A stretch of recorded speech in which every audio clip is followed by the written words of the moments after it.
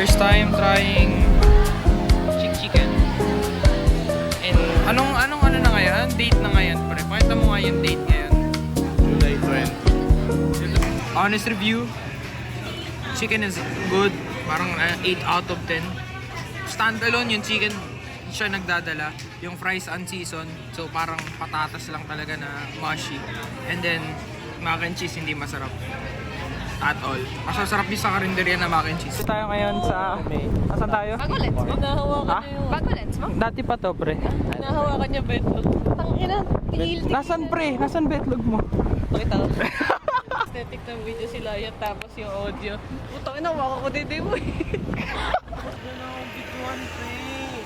Mag-yosi ako, minsan tagpo ako eh. Minsan nasa tindahan, minsan nasa gilid. Pag lumamig.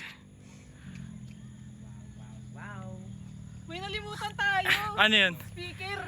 Bawal daw. Bawal speaker. Ano naman yan, tayo nga lang nandito. Wow! Tangina gago, ang ganda. Yo! Wait lang, nasa yung Makiling. Dito po tayo ngayon sa Mount Makiling. Well, wala naman sa Mount Makiling. Nasa Tagaytay, tayo?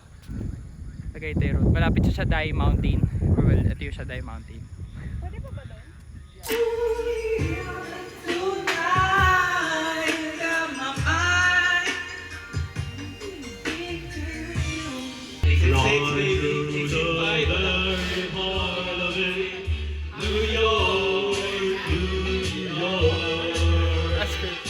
So sa part na to, this is Editor Larion speaking.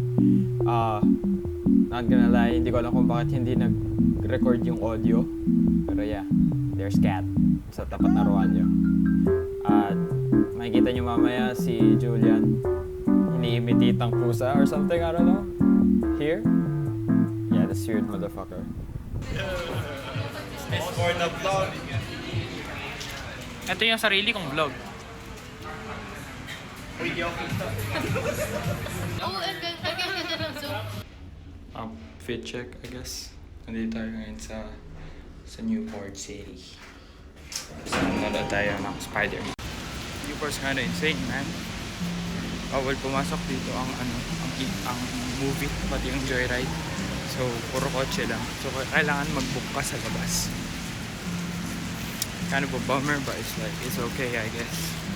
High key, I might be cooked kasi wala akong mabook dito sa Newport.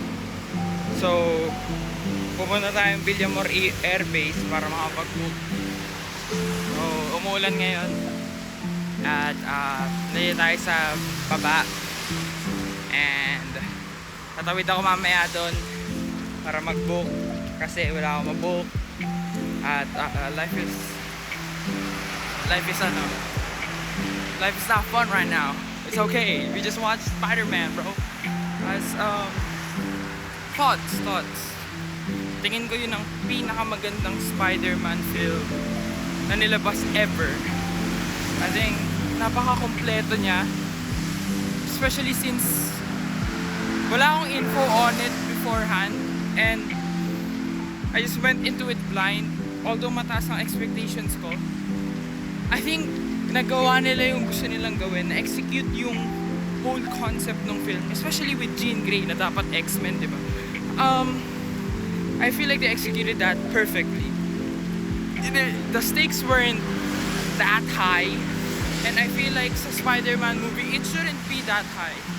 At ilang beses nila hinammer yung point na, this is way above your pay grade. There's big potatoes, small potatoes, and I think that's a good idea on how Marvel should just go on about their cinematic universe. Like, not everything needs to be universal. Hindi kailangan lahat.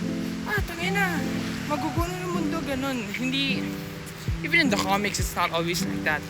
So, I like the approach na they're keeping it street level.